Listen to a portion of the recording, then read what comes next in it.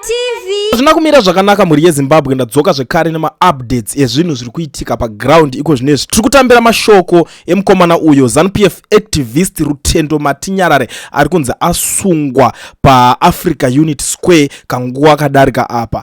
Chikonzero chaita kuti mukomana asungwe aendeswe kuHarare Central Police inyaya yekunzi mukomana asvika ipapo ndobva asimudza drone.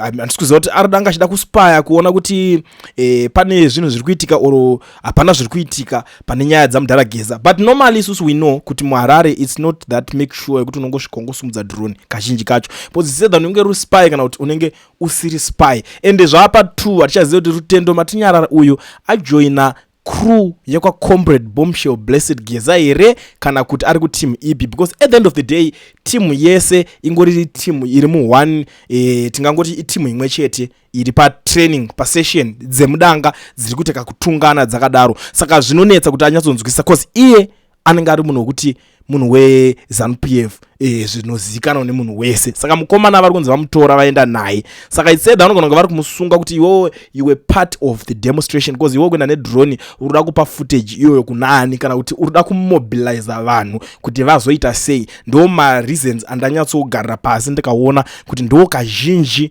zvinowanzonyanyosungirwa munhu ipapo. But isusu we all know him most of the times anobuda achingosimbisa izvezvo muZanupf izvozvo akambotaura akadai. So munhu anongotsvaga matopics nenyaya zvinhu zvakasiyana zvinenge zviri controversial zvokuti angosvika achingokanda chirauro. But that is the current situation. Mukomana vamutora, mukomana vamusunga. Saka ndangoti ndingomhanya panapa neka short update ikaka kuti ndiite ndichikuzivisai. Ndambofunga kuti pamwe rinogona kunge riri skill rekuti kana iyo huku yakudya mazai ayo just like that zvavari kuita kana kuti varida kuwana kuda kuzosunga vamwe vese vakuti aiwa takati tiri kusunga munhu wese ari paAfrica Unity Square kusanganisira neveZanupf tanga tisiri kutarisa kuti ndiani angaenda ipapo. But a lot is going on. Ndikuzoka mai manje nema-update. Stay tuned. Make sure kuti magara malike this video. Kulien TV, Team VAT. Asi vanhu vachishamsika. Kulien TV haichatsika. Saka subscribe wozolaika. Nechawana zvisapa nachichazisha. Everybody say Kulien, yeah.